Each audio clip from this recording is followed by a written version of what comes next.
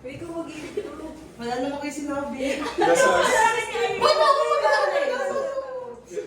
Oo, ma. Cut na lang. Kahit Tagalog ako kayo. Hindi, sige, sige. Pwede ka mo lang.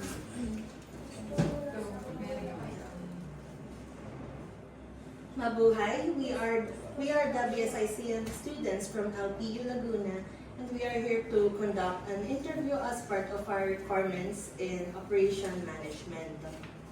So for our first question po, ano po yung mission and vision ng organization?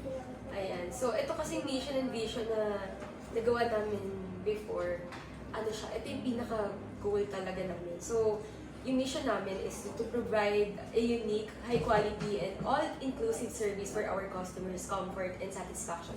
So, paliwanag ko lang din kasi parang parang nilagay namin is yung mission namin is all-in-one kasi mahilig kami mag-coffee shop before na pag sabi coffee shop, okay, pastry, coffee. So mahilig kasi kami with food. So minsan ang ginagawa namin is magko-coffee kami dito sa place na to and then lilipat kami ng other venue to have food naman, di ba? So ang ginawa namin is all-in-one yung pinaka-mission namin. All-in-one and unique. Since yung mga food namin dito, sarili namin. Yung, kunyari, yung tamarind chicken, siya lola talaga namin yung buo. And lahat is handmade. Ang tawag dito, kunyari, Sumaniidia. Yung Sumaniidia, since 1960s something, 1960s, na sabi nila, iba daw yung lasa ng Sumaniidia dito, and with chocolate, gano'n. So, ano pa ba? Yun nga, unique and high quality. So, dito kasi sa barangay namin, diba, parang hindi mo akalain na parang magkakaroon ng ganito. So, parang gusto namin is parang hindi, kaya yung mga kapitbahay namin, hindi kasi sila maalis ng bahay, hindi sila, parang based sa mga, chika-chika nila. So, natutuwa sila kasi parang, hindi na sila kailangan lumayo. So, ito na yung in-prepare namin para sa kanila. So, yung vision naman namin is to establish branches, franchises soon, di ba? In the future, and parang ano namin is magkaroon kami ng continuous service. Kasi di ba, syempre, sino ba namang business owner na gusto nilang parang, okay, 5 years tayo, parang 5 years, kailangan gawin tayo tumagal.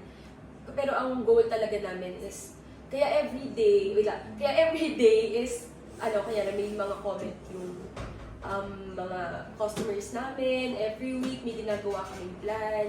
At the end of whole day, meron kami pinaplano.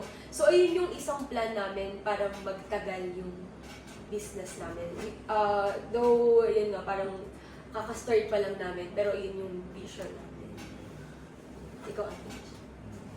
So, yung ano kasi, ito kasi kami na to, matagal na to nakaplan talaga. Na-late lang kami ng paggawa ng Oo, kasi naging busy din, marami ding financial problem na dumaan, na yun. So, kasi si Mami mahilig sa mga Lahat sa mga, ano tawag doon, yung feng shui na kung tawagin, sa mga paniniwala. Hindi naman masama maniwala, di ba?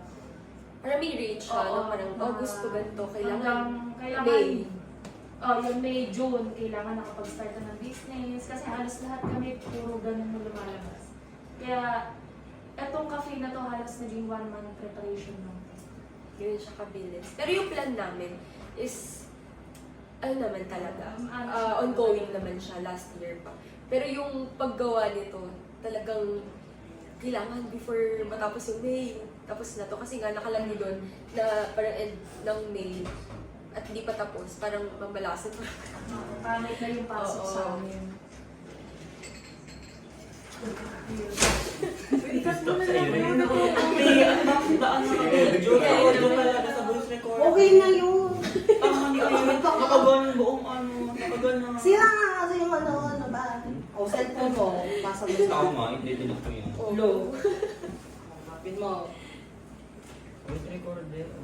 Saan ba nilagay? Nakamit ka dito. Naka-video. Wala.